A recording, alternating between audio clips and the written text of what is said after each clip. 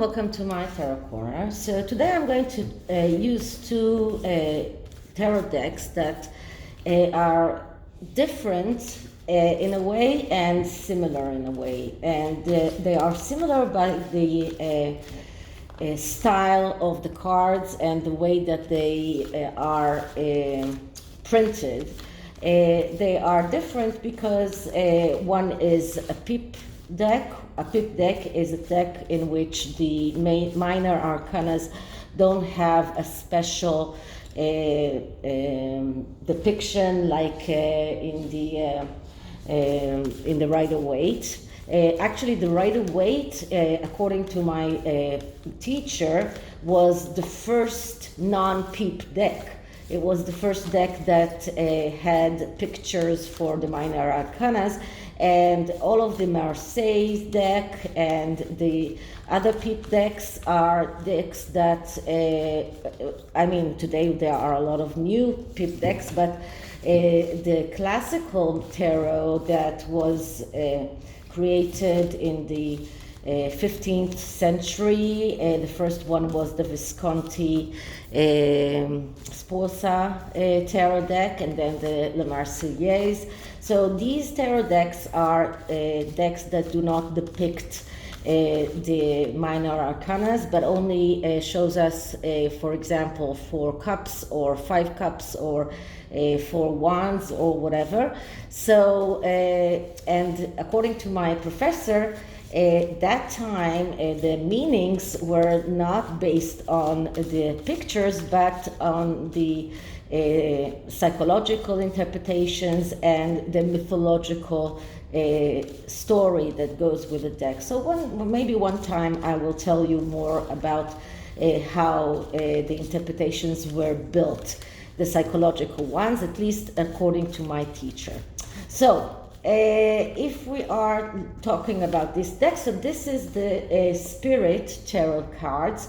It's a deck that comes with no book in it, no booklet, and it is a very beautifully painted, very vintagey look, and it's not a pick deck. The second deck that I'm going to use is actually a pocket-sized deck that is called Merry Day, and that one has quite similar features in the major arcanas, but the minor arcanas are people.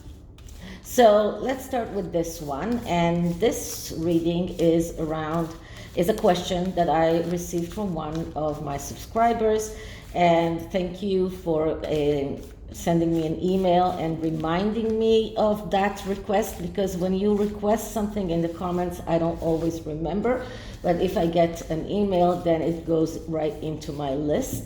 So she asked me to check how will the book that Trevor is writing, or at least according to my previous reading, he is writing, will affect Meghan when it comes out.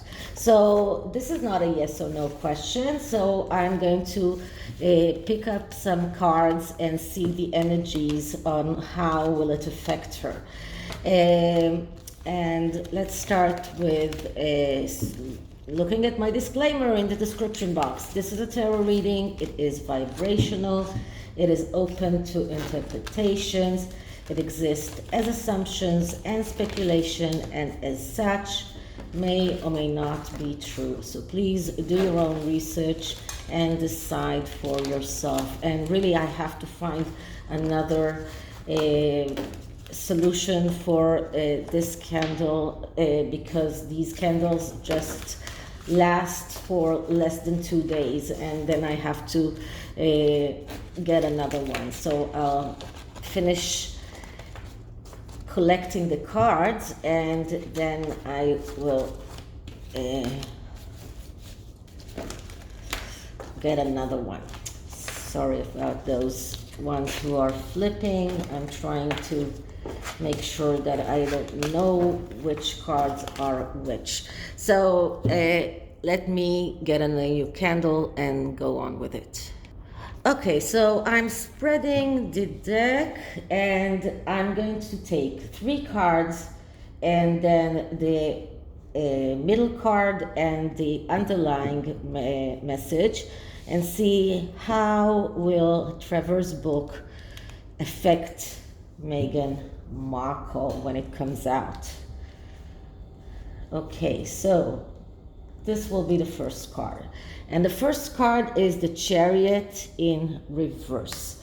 So I've been getting the Chariot in reverse quite a lot lately with everything that is connected to them, because the Chariot is about a card, it's a card that speaks about chasing your dream. This is about not giving up on the dream when it is in the upright, not giving up on the dream no matter what. Going out even to a war if needed, but not giving up on your dreams. When it's in the reverse, it shows us that, first of all, there is no faith. There is no faith, but this is mostly about quarrels, about arguments. When it is in the upright, it shows assertiveness and not giving up for any price, being very decisive. When it's in the reverse, it's more about quarrels and disagreements. She will feel that it's a one-sided story, that she doesn't get the opportunity to say what she feels about that, and her PR people will consult her to ignore it and not to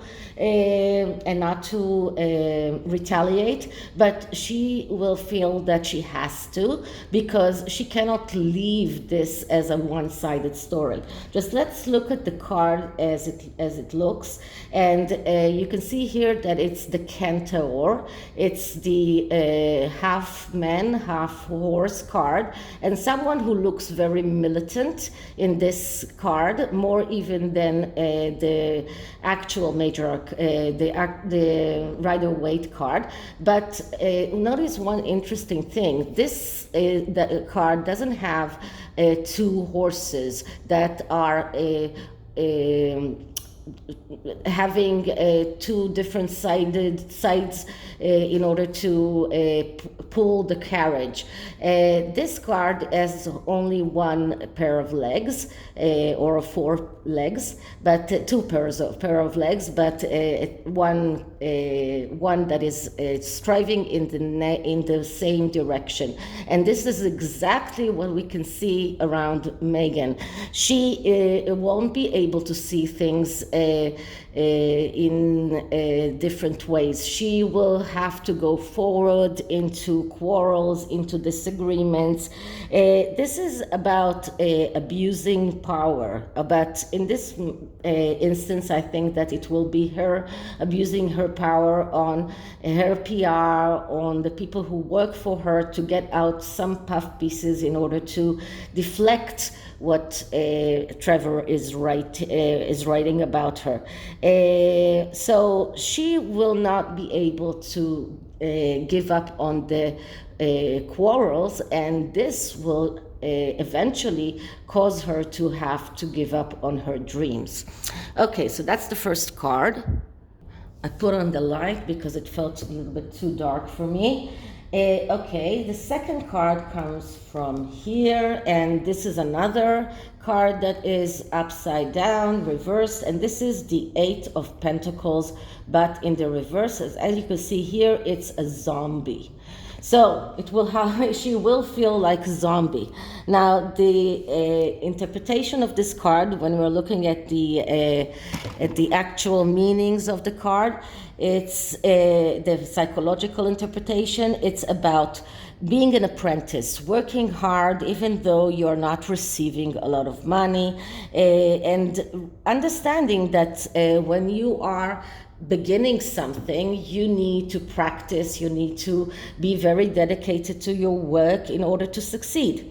When it is in the reverse, we see a person that is in a way, a perfectionist, someone who needs to prove herself all the time, a card of someone who is over materialistic, restless, and expecting success even without any effort. So how do we look at it here? First of all, the zombie here is turning his back to the chariot, but the chariot is going towards the zombie. So Meghan is going to want to go out on this battle, and people will try, especially the people who work for her and don't earn a lot of money, will try to convince her that this is not a good move. But she's over materialistic. She needs everything to be perfect. So she wants everything about her life to be perfect, and having Trevor coming out with a book that is not exactly showing her in a perfect view is going to affect her image. It's going to damage her, and this is about the need to prove that he is wrong and the need to prove that she's on the right. So she will find a way of expressing how she feels. She will find a way of trying to undermine what Trevor is doing, maybe not in a very open way like going out to another cut interview, but in a subtle way. But she will find a way because she cannot let it rest. Okay, third card. Third card will come from here, another reversed card, and that is the Lovers in reverse. Now just look at this card. This card is the succubus. Now the succubus, it's a legend about a young lady that died in a way that is not a good way, and she's coming back to haunt at least young males, and she's sucking away their soul. And this is exactly what we see with Harry and Meghan. I mean, this even looks a little bit like Harry, just only with more hair. And if you can just paint her the succubus hair in black instead of pink, then this could very much be Meghan. So this is in reverse. And the psychological interpretation of the Lovers is about being very total and cutting out everything that is redundant from your life pathway and everything that is not allowing you to go forward with your life, and being very cold-hearted, being very logical when you do that. Now, when we're talking about this card in the reverse and still in the psychological interpretation and not the intuition that comes from this card. So when it is in the reverse, we see a person that is hesitant and indecisive and procrastinating and not listening to her intuition. And she finds it very difficult to move to the next stage. So in this instance, we will see her unable to let it go, unable to decide, okay, this is a book that my ex wrote, let's just put it aside, and if we don't talk about it, then it won't get a lot of publicity, and it will be easier to just push it over. She can't do that. So she cannot cut things coldly from her life's pathway because she needs to retaliate for everything. So this shows in a way her not listening to even her own intuition that tells her not to go out and do something about it. But for looking at the card in its in the intuition side. So we see here a woman that is sucking out the soul from this man, and this is something that Meghan is doing repetitively. So this is something she's doing to every person, every male that was on her way, starting from her father and all the way to Harry. She did that to Trevor, she did that to Corey, she did that to every male that was not smart enough to evade her. So this is something that it tells us a little bit about what Trevor is going to show in his book, and he's going to show or depict her as the succubus, and that is another reason why she cannot stay silent, because she will have to find a way to retaliate. Okay, the underlying message is another reverse card, and that's the Five of Wands, and the Five of Wands is the Chimera. Okay, so the Five of Wands is a card that speaks about getting that success that you want, because in the Wands suit, we are talking about this from the Four of Wands until the Six of Wands. It's about getting that victory, and in the Four of Wands, you are set to get that victory if you enjoy the road. In the Five of Wands, you can reach that victory, but if you ask for help from the side, and that is usually unconventional help, and usually it means that she needs mental health treatment. Now here, because it's in the reversed, we look at the negative aspects of this card, and this is about unnecessary quarrels. This is about going on this power struggle and trying to convince the world that she's on the right and Trevor is on the wrong. This is about not listening to the right advice, disrespecting others. This is about a person that is even over self-confident, believing that she will get that victory no matter what, and has difficulty in receiving help. And here, the help can also be the help of her own people, the people that work for her PR, the ones that will come out and tell her, don't go out for the war, because that war is not going to end up well for you. And she cannot do that. Both the Chariot card show us that, and the Lover's card show us that, and the Five of Wands shows that, because all of these cards are showing us that she's unable to let things rest. This is a woman that is unjustifiably believing that everything will happen the way that she wants it, and she is unable to understand how hard it is going to be for her to refute what Trevor is going to write. So this is something that she's unable to let it rest. So she will definitely try to find a way of refuting Trevor and getting her side of the story out. The middle card is an upright card, and that's the Queen of Pentacles. Now, the Queen of Pentacles is the Dryad, but usually the Queen of Pentacles is a card that I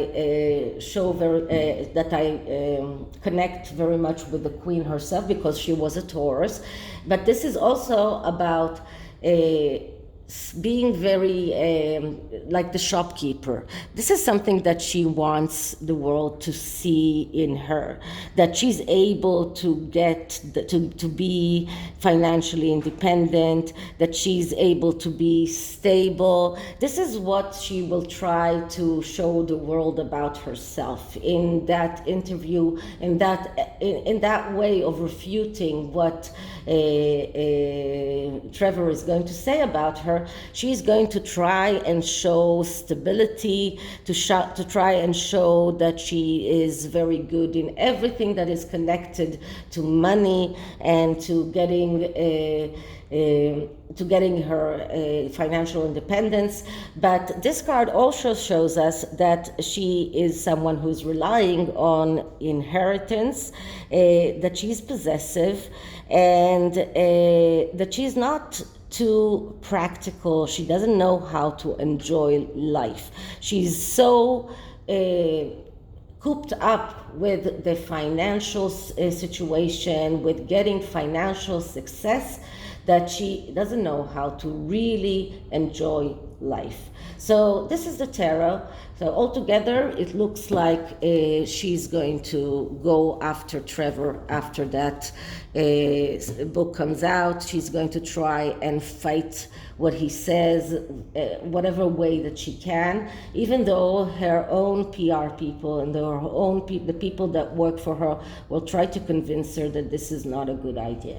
Okay, so the oracle card comes from the WICCA oracle cards, and this is a message for Trevor. So let's see what the message is, and we are getting this card, which is card number 7. So I'll have to find the book, what it says in the book. Okay, remember, this is a message for Trevor, and this is a card that depicts the first signs of spring, when new young lambs are born, when the snow is melting and flowers come out. And this card is about something that has been coming his way for a long time, is about to arrive. This is about, he needs to give full attention now to any dream or wish that he had for a long time hidden in his heart. For the time of auspicious beginnings is here. So this is about purity, this is about beginning, and this is about light. So Trevor has been waiting for a long time to get his side of the story out. He's been waiting a long time to get his revenge on Meghan, and now the time is ripe. This is what this card is telling him. The time for him to come out with his truth, with his story, is now. So he needs to think about all of his dreams, his wishes. He needs to think also about how it will affect his own wife, the fact that he's going after his ex-wife, but he needs to take everything into consideration. But this is Trevor's time. Okay, so this is it for this reading. I hope you liked it, and if you did, please like, subscribe, hit the notification bell, leave me a comment, and I'll see you in the next one. Bye.